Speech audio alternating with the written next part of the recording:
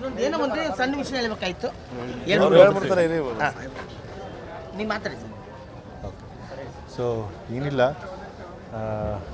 ನಿನ್ನೆ ಹೇಳಿದ ಹಾಗೆ ಇವತ್ತು ಬೆಳಗ್ಗೆ 8 ಗಂಟೆಯಿಂದ ಮಹಾರಾಜ ಗ್ರೌಂಡ್ಸ್ನಲ್ಲಿ ಜಾನಕಿ ಅಮ್ಮ ಅವರ ದೇಹನ ಇಟ್ಟು ಎಲ್ಲ ಅಭಿಮಾನಿಗಳಿಗೂ ಕೂಡ ದರ್ಶನಕ್ಕೆ ಅವಕಾಶ ಮಾಡಿಕೊಟ್ಟಿದ್ವಿ.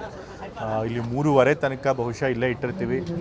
ಅದರ ನಂತರ 3:15ಗೆ ಇಲ್ಲಿಂದ HD ಕೋಟೆ ತಾಲೂಕಿನ ಕಣಿಯನಹುಂಡಿ ಆ ಗ್ರಾಮದಲ್ಲಿ ಅಂತಿಮ ಸಂಸ್ಕಾರ ನಡೆಸಲಾಗುತ್ತೆ. 5 ಗಂಟೆಗೆ ಅಂತಿಮ ಸಂಸ್ಕಾರ ನಡೆಸಲಾಗುತ್ತೆ. ಅಲ್ಲೂ ಕೂಡ ಒಂದು ಸ್ವಲ್ಪ ಜನ ಯಾರು ಬರ್ತಾರೆ ಅವರೆಲ್ಲರಿಗೂ ಕೂಡ ದರ್ಶನಕ್ಕೆ ಅವಕಾಶ ಇರುತ್ತೆ. ಸರ್ಕಾರ ಹೇಳಿದೆ ಅವ್ರಿಗೆ ಎಲ್ಲ ಗೌರವದಿಂದ ಅವ್ರಿಗೆ ಅಂತಿಮ ಸಂಸ್ಕಾರ ನಡೆಸಬೇಕು ಅಂತ ಹೇಳಿ ಸರ್ಕಾರದ ಪ್ರತಿನಿಧಿಯಾಗಿ ನಾನು ಅಲ್ಲಿರ್ತಾನೆ. ಸೊ ಎಲ್ಲ ಸಿದ್ಧತೆಗಳನ್ನು ಕೂಡ ಮಾಡಿದ್ದೇವೆ. ಎಲ್ಲರಿಗೂ ಕೂಡ ದರ್ಶನಕ್ಕೆ ಸುಲಭವಾಗಿ ಅನುವು ಮಾಡಿಕೊಟ್ಟಿದ್ದೇವೆ. ಸೊ ಹಾಗಾಗಿ ಎಲ್ಲ ವ್ಯವಸ್ಥೆ ಚೆನ್ನಾಗಿ ಆಗಿದೆ. ಸ್ಮಾರಕ ನೀಡಬೇಕು ಅಂತ ಹೇಳಿ ಎಲ್ಲ ಬೇಡಿಕೆ ಕೊಟ್ಟಿದ್ದಾರೆ. ಖಂಡಿತ ಅದನ್ನು ಮುಖ್ಯಮಂತ್ರಿಗಳ ಗಮನಕ್ಕೆ ತರ್ತೀನಿ. ಯಾಕೆಂತಂದರೆ ಅದು ನಾನೊಬ್ಬನೇ ತೀರ್ಮಾನ ಮಾಡೋಕ್ಕಾಗೋದಿಲ್ಲ. ಸರ್ಕಾರದ ಮಟ್ಟದಲ್ಲಿ ಮುಖ್ಯಮಂತ್ರಿಗಳು ತೀರ್ಮಾನ ಮಾಡಬೇಕು. ಖಂಡಿತ ಅವ್ರಿಗೆ ಗಮನಕ್ಕೆ ತರ್ತೀನಿ.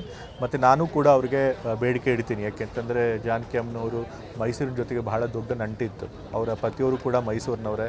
ಮತ್ತು ಅವ್ರಿಗೂ ಕೊನೆ ಹೆಸರುಳಿಬೇಕು ಅಂತ ಎಳೆದಿರೋದು ಕೂಡ ಮೈಸೂರಿನಲ್ಲೇ. ಮತ್ತು ಅವರು ಅಂತಿಮವಾಗಿ ಇಲ್ಲೇ ತಮ್ಮನ್ನು ಅಂತಿಮ ಸಂಸ್ಕಾರ ಮಾಡಬೇಕು ಅಂತ ಕೂಡ ಇಚ್ಛೆನ ವ್ಯಕ್ತಪಡಿಸಿದ್ರು. ಸೊ ಹಾಗಾಗಿ ಮೈಸೂರು ಜೊತೆ ಅಷ್ಟೊಂದು ಬಾಂಧವ್ಯ ಇದೆ. ಮತ್ತು ನಮ್ಮ ಕನ್ನಡ ಫಿಲಮ್ ಇಂಡಸ್ಟ್ರಿಯಲ್ಲೂ ಕೂಡ ನಾವೆಲ್ಲ ಬಾಲ್ಯದಲ್ಲಿ ಕನ್ನಡ ಹಾಡುಗಳು ಇವ್ರ ಹಾಡನ್ನ ಕೇಳೇ ಬೆಳೆದಿದ್ದು.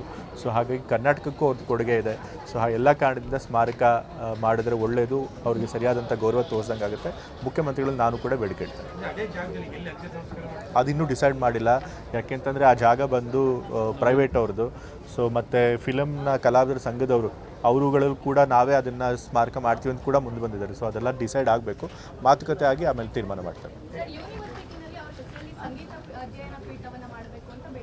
ಹೌದು, ಅವ್ರ ಹೆಸರಲ್ಲಿ ಬೇಕಾದಷ್ಟು ಅವರನ್ನು ನೆನಪನ್ನು ಉಳಿಸ್ಕೊಳ್ಬೇಕು ಅಂತ ಹೇಳಿ ಬೇಕಾದಷ್ಟು ಕಾರ್ಯಕ್ರಮಗಳನ್ನು ಮಾಡಬೇಕು ಅಂತ ಬಹಳಷ್ಟು ಸಲಹೆಗಳು ಬಂದಿದೆ.